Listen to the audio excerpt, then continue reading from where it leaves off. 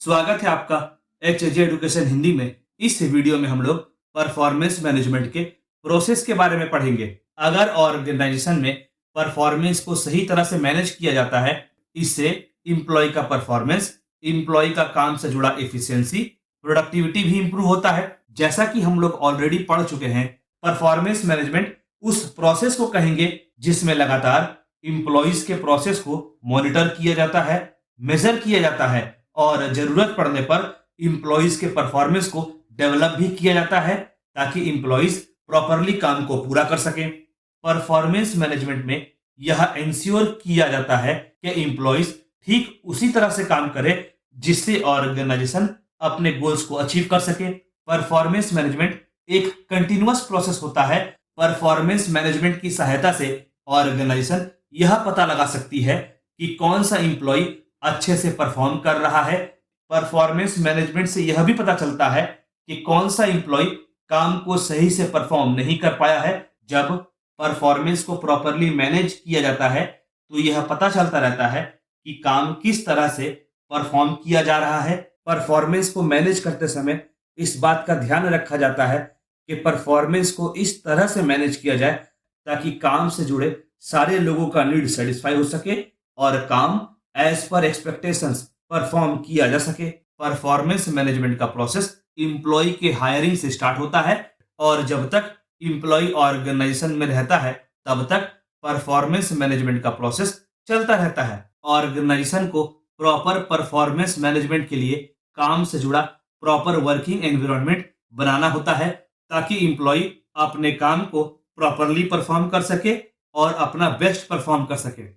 Performance management के process में सारे इंप्लॉइज और मैनेजमेंट मिलकर काम करते हैं, ऑर्गेनाइजेशन के लॉन्ग टर्म ऑब्जेक्टिव्स के बारे में विचार करते हैं और यह सोचते हैं कि इंप्लॉय अपने काम से ऑर्गेनाइजेशन को गोल अचीव करने में कैसे हेल्प कर सकता है। परफॉर्मेंस मैनेजमेंट के प्रोसेस को कुछ स्टेप्स में बांटा जा सकता है। चलिए उन स्टेप्स को देखते हैं। पहला, डिफाइनिंग गोल्स। इस स्टेप में ऑर्गेनाइजेशन अपने गोल्स को डिफाइन करती है। ऑर्गेनाइजेशन अपने लॉन्ग टर्म और शॉर्ट टर्म दोनों प्रकार के गोल्स को डिफाइन करती है। सबसे पहले ऑर्गेनाइजेशन अपने ओवरऑल गोल्स को, ऑब्जेक्टिव्स को डिसाइड करती है। इसके बाद ऑर्गेनाइजेशन हर एक डिपार्टमेंट के लिए टारगेट फिक्स करती है और टारगेट इस तरह से सेट किया जाता है ताकि उस टारगेट को पूरा करते हुए ऑर्गेनाइजेशन का ओवरऑल ऑब्जेक्टिव्स को भी अचीव किया जा सके। टारगेट को अचीव करने के लिए ऑर्गेनाइजेशन अलग अलग स्ट्रेटजीज बनाती है। अच्छा, डिपार्टमेंट के साथ साथ ऑर्गेनाइजेशन इंप्लॉइज के लिए भी टारगेट फिक्स करती है। ऑर्गेनाइजेशन के डिपार्टमेंट के टारगेट को ध्यान में रखकर, इंडिविजुअल के टारगेट्स को ध्यान में रखकर, ऑर्गेनाइजेशन के मैनेजमेंट को ध्यान में रखकर परफॉर्मेंस मैनेजमेंट का सिस्टम को डेवलप किया जाता है।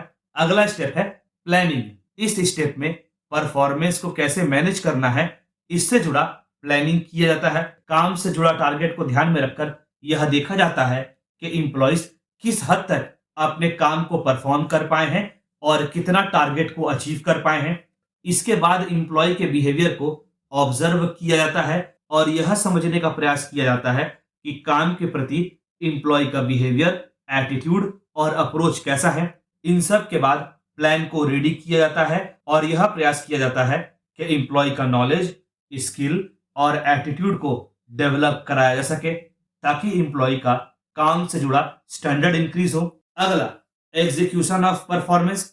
यह एक बहुत इंपॉर्टेंट स्टेप होता है क्योंकि पूरा परफॉर्मेंस मैनेजमेंट का सिस्टम इस स्टेप पर डिपेंड करता है। इस स्टेप की सहायता से ही काम से जुड़ा स्टैंडर्ड सेट किया जाता है। परफॉर्मेंस को मैनेज करने के लिए बनाया गया प्लान को इस स्टेप में इंप्लीमेंट किया जाता है, एग्जीक्यूट किया जाता है और यह इंश्योर किया जाता है कि परफॉर्मेंस प्लान के हिसाब से ही मैनेज किया जाए।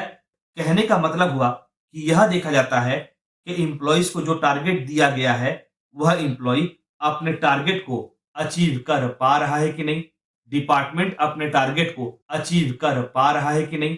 अच्छा, टारगेट अचीव करने के लिए जितनी भी आवश्यक रिसोर्सेज होती हैं उन्हें इंप्लॉइज और डिपार्टमेंट को अवेलेबल कराया जाता है और लगातार फीडबैक भी कलेक्ट करता है ताकि इंप्लॉय और डिपार्टमेंट के परफॉर्मेंस के बारे में ऑर्गेनाइजेशन को आइडिया हो, ऑर्गेनाइजेशन को पता हो, और अगर परफॉर्मेंस में किसी प्रकार की कोई कमी रह गई है, किसी प्रकार की कोई गलती हो गई है, तो उसे ठीक किया जा सके।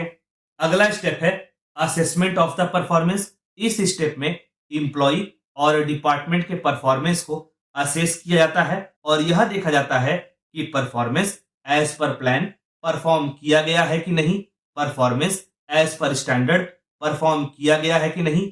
इसके अलावा यह भी जानने का प्रयास किया जाता है कि किस हद तक काम से जुड़ा टारगेट अचीव किया गया है। अगर performance as per standard, plan या एज पर टारगेट नहीं परफॉर्म किया गया है, तो फिर रीजंस का पता लगाया जाता है कि परफॉर्मेंस एज पर प्लान या स्टैंडर्ड परफॉर्म क्यों नहीं किया गया और काम से जुड़ा टारगेट क्यों अचीव नहीं किया गया। अगला स्टेप है रिव्यू ऑफ परफॉर्मेंस। इस स्टेप में इंप्लॉइज और मैनेजर आपस में परफॉर्मेंस का रिव्यू करते हैं और आपस में काम से जुड़ा फीडबैक एक्सचेंज करते हैं। परफॉर्मेंस का रिव्यू सही से पूरा हो जाए, इसके लिए मैनेजर और इंप्लॉय के बीच में प्रॉपर कम्युनिकेशन होना बहुत जरूरी होता है। इस स्टेप में मैनेजर और इंप्लॉय आपस में यह बात करते हैं कि काम को और भी डेवलप कैसे कराया जा सकता है, इंप्लॉइज का काम से जुड़ा नॉलेज और स्किल को कैसे इंप्रूव कराया जा सकता है आदि। अगला स्टेप है नेक्स्ट परफॉर्मेंस साइकिल।